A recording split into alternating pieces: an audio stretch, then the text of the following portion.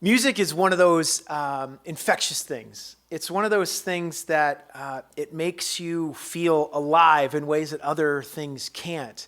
It can pull out emotions that you didn't know were there in a way that other things can't do. It's one of those things that people want to be a part of.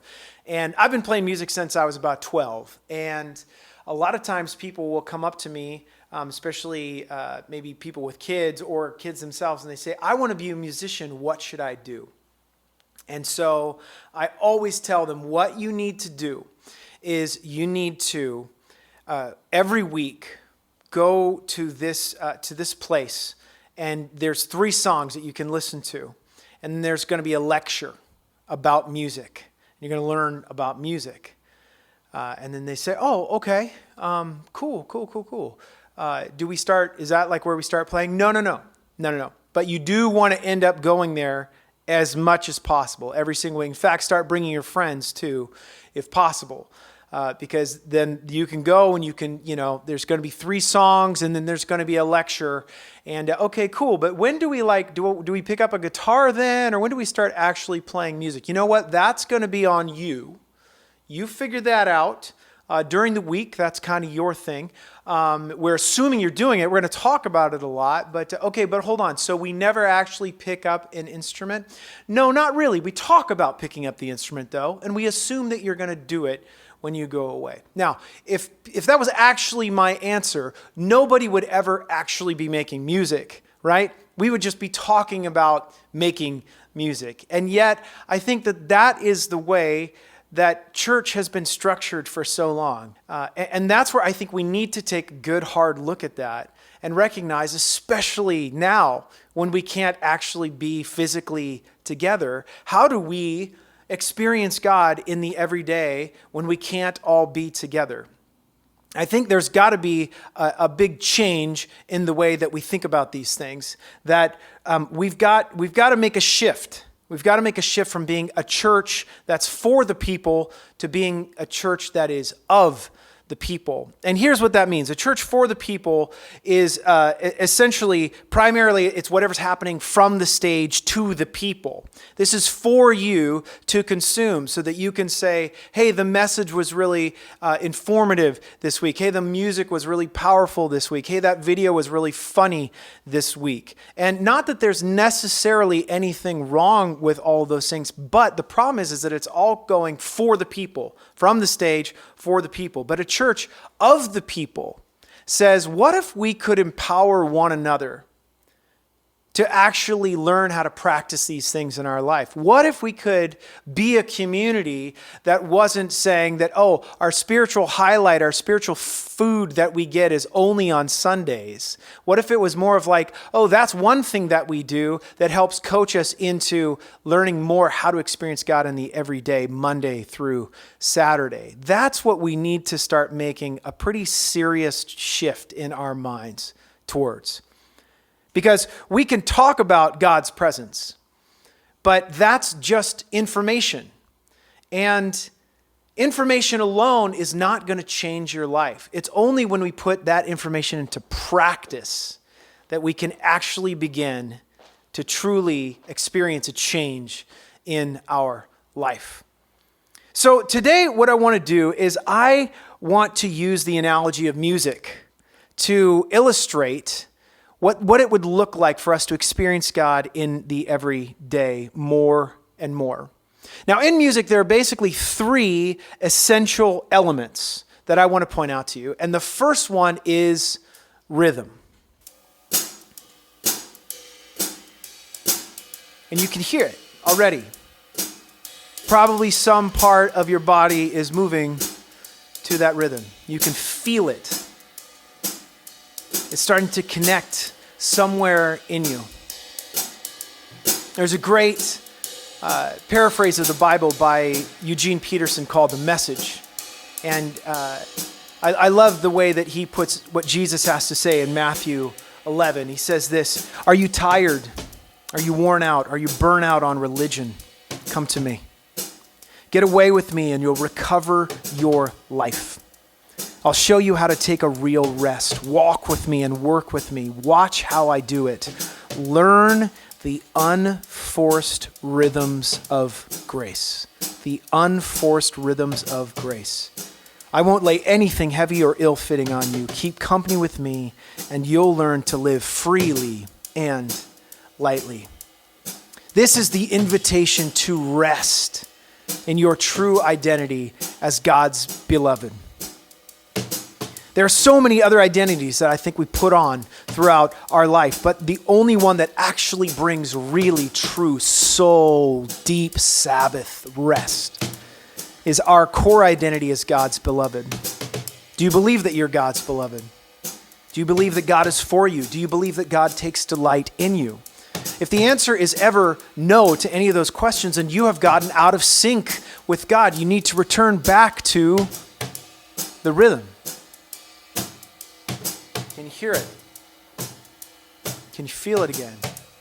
Getting back in sync with God, getting back in sync with your core identity of who you really are as God's beloved child. But music is more than just rhythm, obviously, because now we add musical frequencies.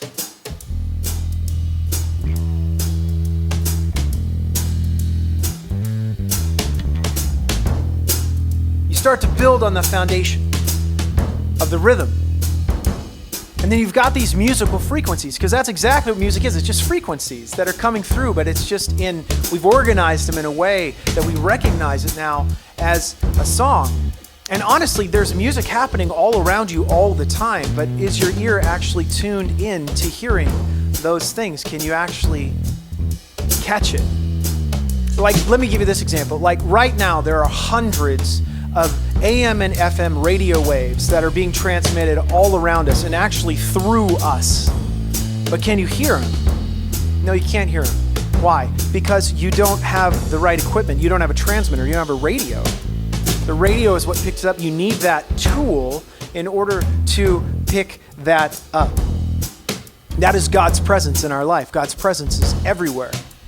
The Bible tells us in Psalm 139, David says, "Can I go anywhere apart from your spirit?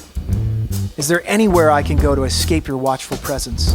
If I go up into the heavens, you are there. If I make my bed in the realm of the dead, you are there. If I ride on the wings of morning, if I make my home in the most isolated part of the ocean, even then you will be there to guide me.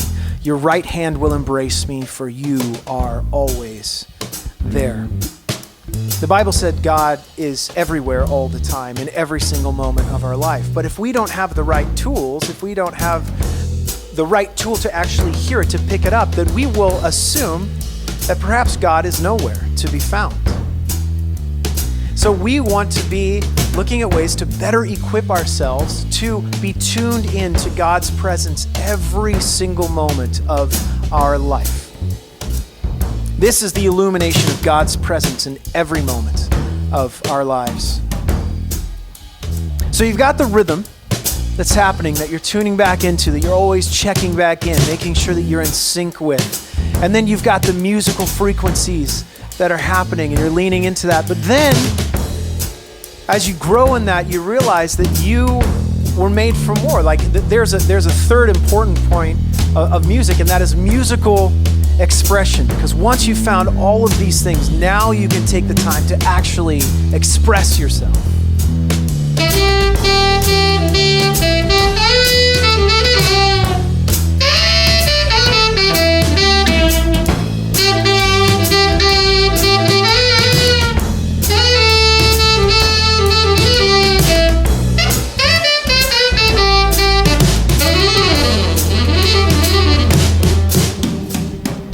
Jesus says this, he says, "By this, everyone will know that you are my disciples, if you love one another." So our goal is very simple. It is to look more like love, is that our lives would look more like Jesus' life every day of our lives.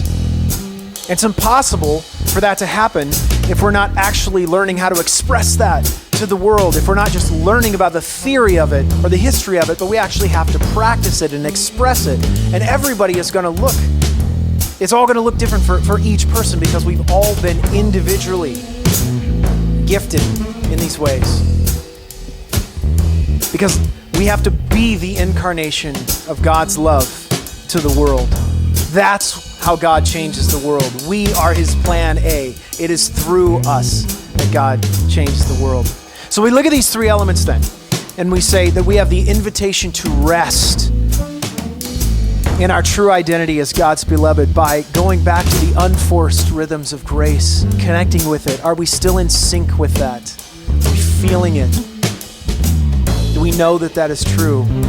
And then there's the illumination of God's presence in every moment of our lives by getting the tools so that we are able to recognize that God is with us anywhere and everywhere. But do we have the tools to recognize it, to connect with him on a deeper and more meaningful level?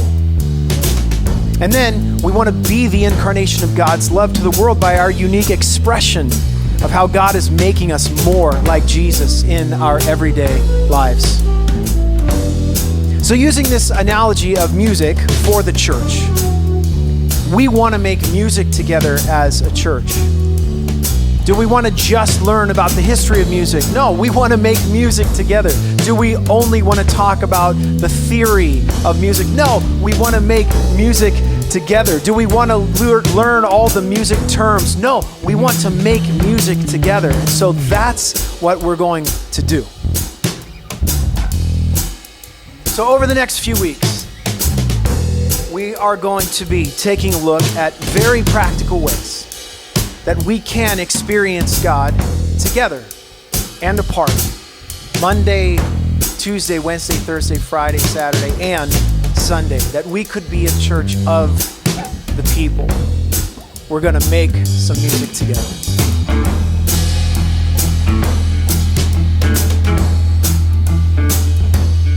They will know we are Christians by our love, by our love. They will know we are Christians by our love. They will know we are Christians by our love.